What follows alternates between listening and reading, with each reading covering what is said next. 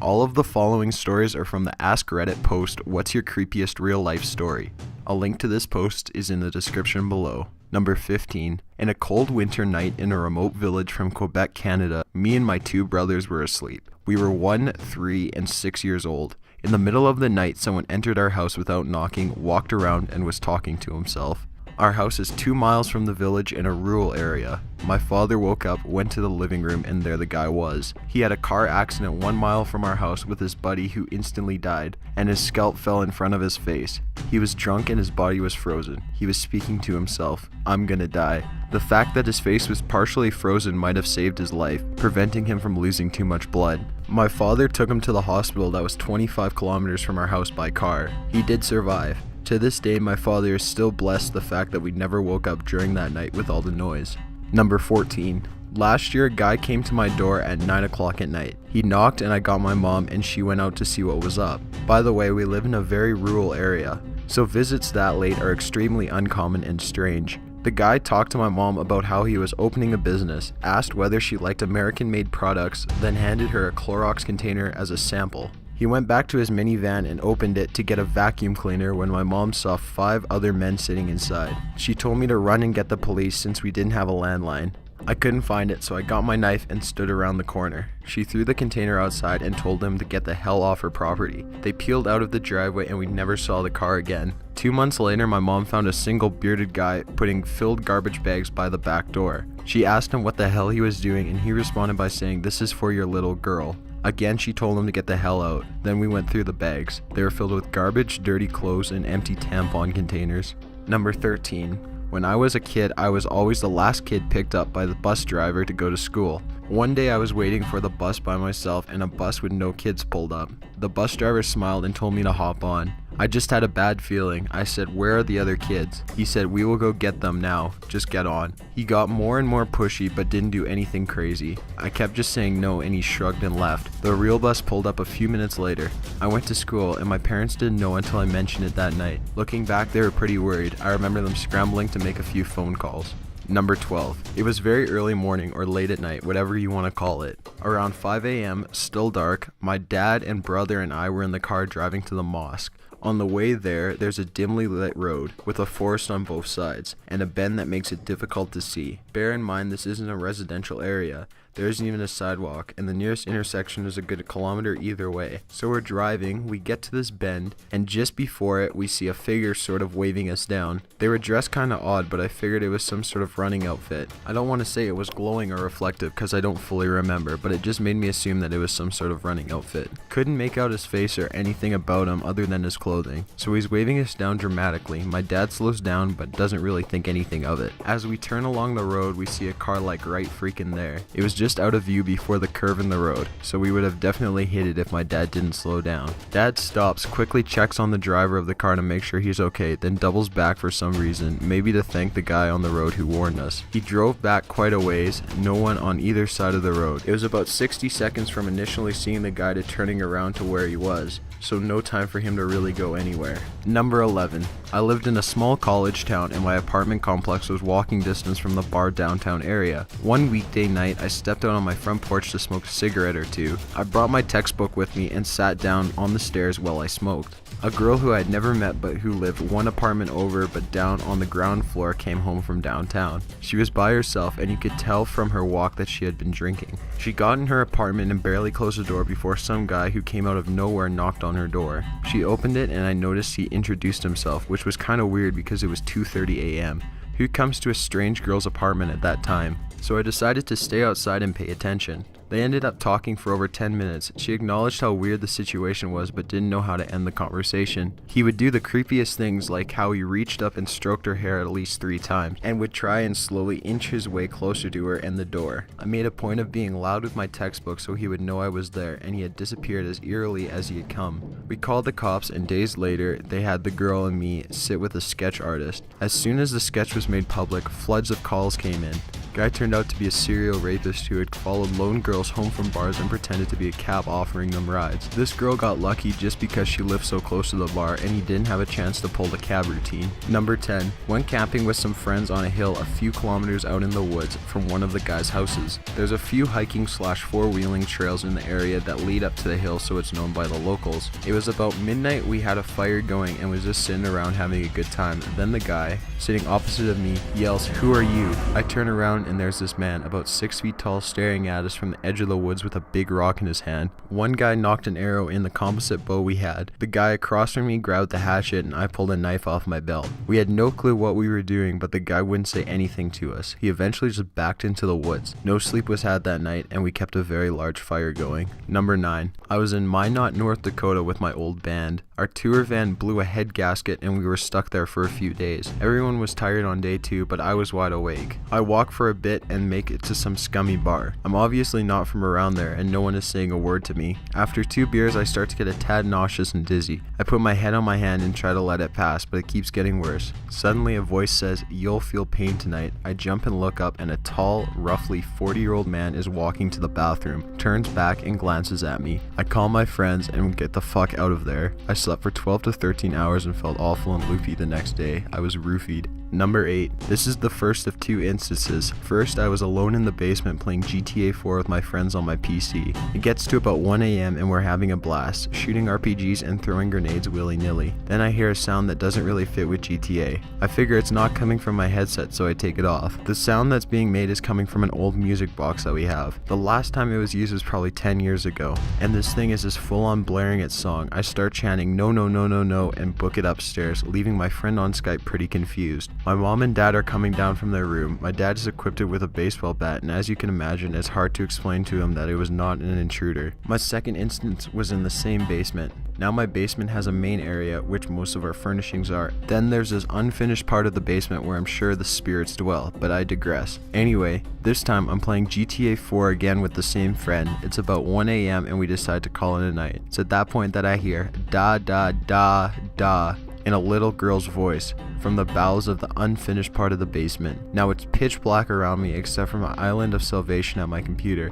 At this point I'm so fucking done with the ghost that I say fuck it, fine, have the basement, and go upstairs and go to bed. There's a couple more instances of spooky ghosts, but not as scary as these 2. Number 7. I live in Sydney, Australia, and this was probably just over a year ago. I was driving with my girlfriend back to my home after going out for dinner at a friend's house, which is about 15 minutes away from my area called Watson's Bay. To get back to my place, you need to drive down into the valley near the harbor down a long winding main road that progressively takes you down to the water. It's about 1:30 or 2 a.m. and we're making our ways down the road and not really paying much attention. And she suddenly grabs my arm and gasps, which freaks me out already. As I'm looking around to see what the fuck is going on, we approach the roundabout and there's a man in medical looking attire next to a woman in what looks like white pajamas with blood covering a lot of her clothing. Now obviously my balls drop and instincts kick in as I speed up. It's quite a small roundabout, so you need to either slow down enough to turn left or speed up and get the fuck straight out of there. I go straight, and as we pass, the woman attempts to launch herself at my car as the man looks like he was trying to stop her. We get home about 3 or 4 minutes later and we're both shaken and basically scared shitless. Called the police to inform them of what we saw and just got a call back the next morning explaining how a woman had somehow run away from a mental home and was attempting to commit suicide using sharp objects and running onto main roads. The man was one of the first workers who knew her on the scene, and apparently they managed to bring her back to where she lived. Heard nothing more after that. Number 6. We were partying at a usual party spot by the river and some dude came out of the woods. He just kept saying weird shit like, "You gotta watch yourself down there. There's some really bad folks around here." When we asked who he was, he just said, "I'm nobody." We're all a little sketched out and basically told the guy to fuck off. A couple of days later, a girl went off the rope swing there and got really fucked up. Someone put fish hooks all over the bottom of the rope swing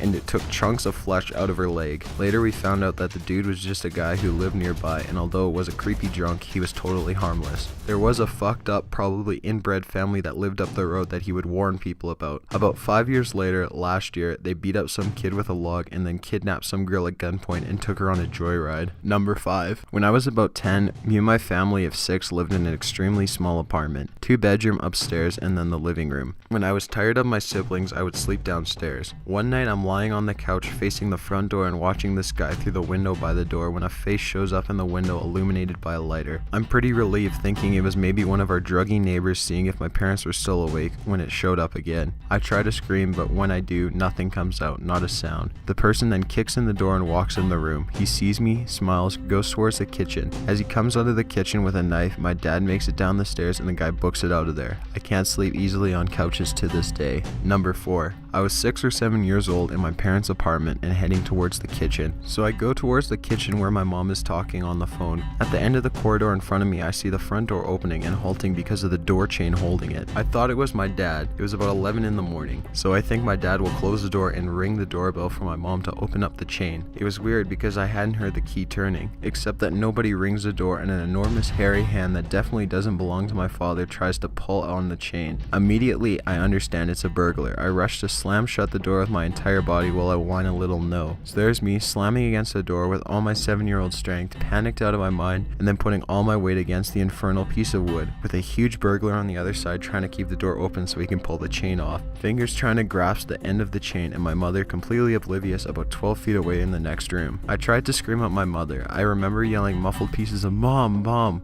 but she thinks I'm horsing around and pays no attention. It's after my 7th or 8th scream when I was about to give up all hope when I heard my mom that she'll call her back because I've done something and she needed to check on me. The burglar heard her and let me close the door. My mom arrives and demands to know what I'm doing. I'm crying at that point, not being able to utter a coherent sentence, trying to point at the door saying only "burglar out" or something to that effect. My mother, not getting the hint, comes over and tries to open the door to see what the fuss is all about, with me still pushing against it. As soon as I realized what she was about to do, I tried to push her away, crying, sobbing at her, "Don't open the door, there's a burglar outside." I had to fall on my ass, then on my knees, and beg her against trying to push me aside before she decided to change her mind and see through the peephole instead of opening the door. So she looks through it in a hurry and starts saying, "See, there's no one and I see her very annoyed face turning pale as a sheet all of a sudden. She grabs me and pushes me aside from the door and tells me to go get her phone. I rush to the kitchen. I heard her yell through the door, "I can see you crouching, you're behind the door. I'm not gonna open, and I'm calling the police right this minute." The bastard was still behind the door, crouching as low as he could, not making a sound, so my mom would think no one was outside as she opened the door and he'd rush inside. My mom called the police, and after 5 minutes of my mom issuing threats through the door, we heard someone creeping away from the hallway and down the building entrance and outside the building door. My mom was white as a sheet, not making a sound or expressing any emotion throughout the whole ordeal. After about half an hour later, my father arrived, oblivious to the whole thing. When my mom told him about what happened, he went and got a new lock and a better door chain. The police arrived that afternoon, a full 5 hours later. Even though the police station is a 10-minute drive from our house, I don't think the burglar was ever caught.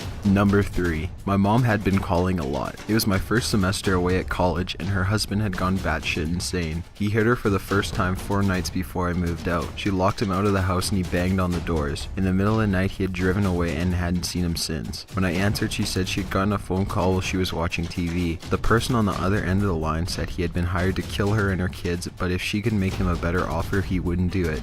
He told her what TV show she was watching. He told her what dorm I lived in. He told her that my brother was upstairs playing video games when he was supposed to be asleep. She ran upstairs. My little brother was playing video games in his room. She yelled at him to pack a bag. The person on the phone had hung up.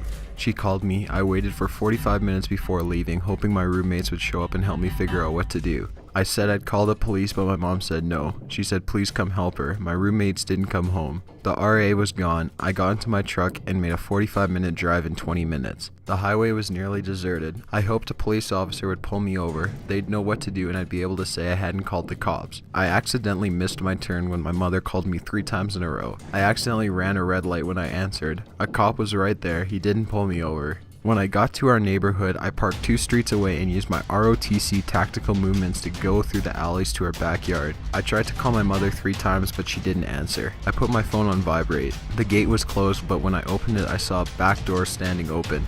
No one was out there. I hesitated and went in, calling out softly for our dogs. They weren't there. Those dogs bark at everything. They were either not in the house or they were dead. I got a knife from the kitchen and started a room-by-room search. Kitchen and laundry room were clear. I refused to check the garage. Dining room, clear. Living room, clear. But oh fuck, there's a broken vase. Downstairs bathroom, clear. I didn't go into the master bedroom because I fully expected to find my mother dead. I needed to get upstairs to the second bedroom on the right, my bedroom, to get my rifle, the only gun in the house, but no one was downstairs and the upstairs was completely dark. There was a blind corner right at the top of the stairs, anyone could be hiding there. I was 100% freaking the fuck out as I climbed the stairs. I got almost halfway up when someone started banging on the front door, which is right in front of the stairs. I froze, I turned halfway so no one could surprise me from the second floor. "Who's there?" I screamed. My cover was blown anyway. If anyone was in the house, they knew I was there. Whoever was outside could see me through the glass at the top of the door, but it was too dark for me to see them. No one answered, but they kept pounding on the door. "Who the fuck is it?" I screamed. Now at the base of the steps, they kept banging on the door. "I'll kill you, motherfucker," I screamed as I flung open the door to see my mother standing there with the dogs in her arms. "Why didn't you answer?" I asked. She said she wasn't sure if it was me or not. And if it hadn't been me, what were you gonna do? Throw the dogs at them? She hadn't thought that far ahead. I told her the back door had been open, but she said it had been locked when she left. I said I checked most of the downstairs and was going upstairs for the gun. She said go up and get it, so I went up with my knife and checked the upstairs while I was at it. Then I checked the rest of the downstairs. She had taken my brother to a friend's house, which is why she hadn't answered the phone when I called. She'd been driving. I spent the night barricading the doors and windows and begging her to leave. Just leave. She baked me some cookies. Her face was blue and purple from her husband's last visit. She said my brother had tried to protect her and he didn't look so great either. I said I'd kill her husband. She said she knew and so did he, which is why he left when they called me. I feel like I should mention I'm a chick and he was a good foot taller than me and easily 50 pounds heavier, but I would have killed him. In the morning I had to leave early to be at PT for ROTC at 5:30 a.m. I had maybe 45 minutes of sleep where my mom had asked me to stay on the living room floor outside the master bedroom.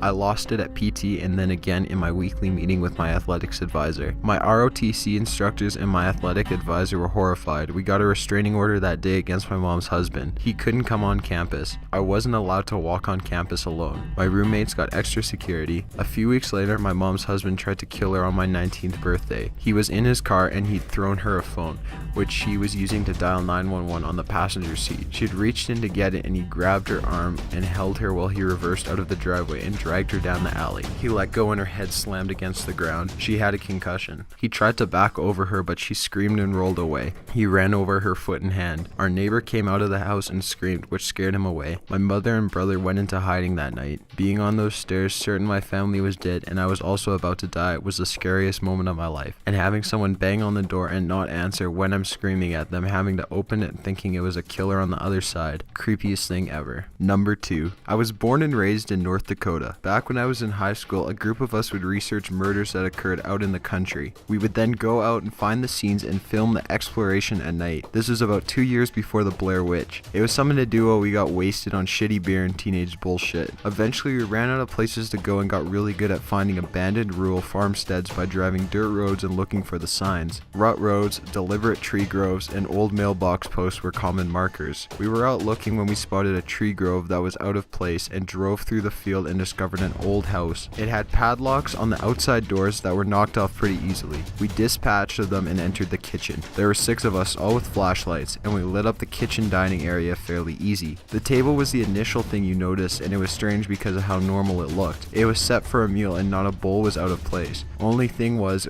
we'd been in dozens of these houses and place settings were a first, especially on broken ones. As we investigated the area, we found the fridge had the disgusting remnants of a full stock and the cupboards were full of canned and dry foods. This was also a first. One guy found mail on the counter from early June 1978 and the other found a creepy ass TV guide in the living room with UFOs on the cover. All the family photos were hanging up. Mom, dad, bro, and sis in their 1970s glory. Furniture was dusty but in good condition. Closets were full. Everything was totally normal, which was super abnormal. As we dug around the house, we started to realize that the house had not been moved out of. It has been straight up abandoned. Imagine locking the door to your house and never coming back. That's the state this house was in. Complete unplanned departure. We went upstairs and split into 3 pairs to check out the 3 rooms. Ours was the closest and obviously it was the younger boy's room. I can't describe what it looked like too well because almost right away from the hall we heard the most fucking terrifying scream I'd ever had the misfortune of hearing. We went running into the hallway and we were all yelling questions at each other at the same time.